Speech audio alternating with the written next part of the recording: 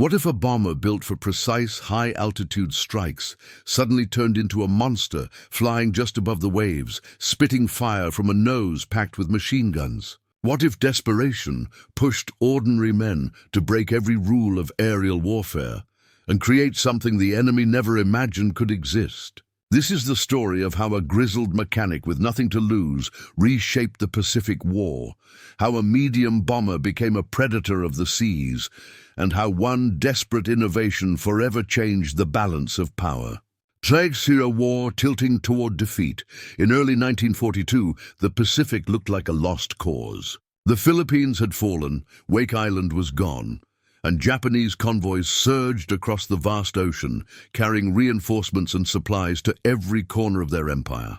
Allied commanders, under General Douglas MacArthur, tried to stem the tide with heavy B-17 flying fortresses. At 20,000 feet, those crews released their bombs and prayed gravity would do the rest. But luck was not a strategy. As convoys twisted away, ships maneuvered, and the bombs splashed harmlessly into the sea. The Japanese kept arriving, stronger each week. America needed an answer, not from the stratosphere, not from theory, from somewhere unexpected. Bahara enter the reluctant innovator, Paul Pappy. Gunn was not a polished officer or academy graduate. He was a mechanic, a self-taught pilot, a sixth-grade dropout who once ran a tiny airline in the Philippines. When the Japanese invasion swept through, his family was imprisoned in an internment camp. He barely escaped to Australia. Now homeless, furious, and stripped of everything he loved, Gunn carried only one obsession: finding a way to sink Japanese ships. He understood a brutal truth the High Command resisted. Ships could not be destroyed from the heavens. To kill them, you had to swoop down to the deck, close enough to smell the salt spray, and unleash fire so concentrated that no defense could stand. WWII, the birth of a gunship. Working side by side with a representative from North American aviation, Gunn began reshaping the B-25 Mitchell bomber. The bomber's elegant glass nose, normally home to a bombardier, was ripped out. In its place came heavy machine guns, at first 4, then 6, then 8. Eventually, some aircraft bristled with an unbelievable 18 forward-firing 50-caliber guns, the raw firepower of several fighter planes fused into a single machine. The innovation did not stop with guns. Gunn and his men trained pilots in a radical new tactic: skip bombing. Flying just 50 feet above the ocean, they released bombs that bounced across the waves like skipping stones until they slammed into the hulls of Japanese transports at or below the waterline. At the same time, the nose guns shredded decks, silencing gunners before they could fire back. It was dangerous. It was reckless. But it promised results. High Command takes notice.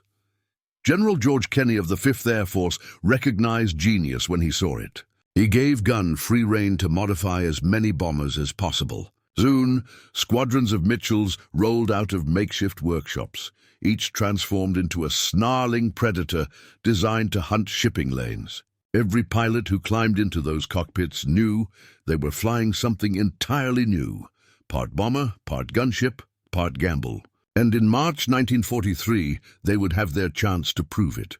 At the Battle of the Bismarck Sea, on March 3, 1943, a Japanese convoy of 8 transports and 8 destroyers plowed through the waters north of New Guinea, carrying nearly 7,000 troops to reinforce the front. For Tokyo, it was routine: another convoy, another step in tightening their grip. But on the horizon, a new threat appeared. 13 modified B-25s skimmed the waves at terrifying speed, no higher than the masts of the ships they targeted. The Japanese crews, trained to fend off attacks from the skies above, were unprepared for predators charging from the sea's surface. At 10:15 a.m., the American bombers struck. Their noses erupted with fire. More than 100 heavy machine guns blazing, hurling 8,000 rounds a minute into the convoy. Bridges collapsed under withering fire. Anti-aircraft crews were cut down before they could react. Then came the bombs, released at mast height. They skipped across the water, smashing into hulls and detonating at or below the waterline. Explosions tore through transport after transport. Ships burst into flame. In just 15 minutes, chaos reigned. By the battle's end, every Japanese transport lay destroyed or sinking. 4 destroyers went down with them. Of nearly 7,000 troops, only about 200 would ever reach land alive. The rest were swallowed by the sea. Aftermath, a turning point in the Pacific. The slaughter shocked the Imperial Japanese Navy. Never again would they risk sending large convoys across the Bismarck Sea. Guns, innovation had rewritten the rules. Mast height. Attacks with gun-nosed bombers turned the ocean into a killing ground. General Kenny later declared the battle a turning point in the Pacific War.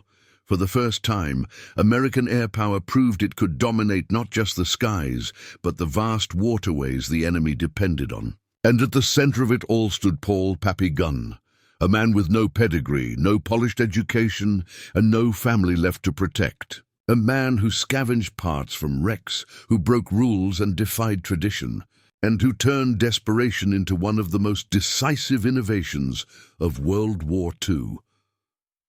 Legacy of a desperate mechanic.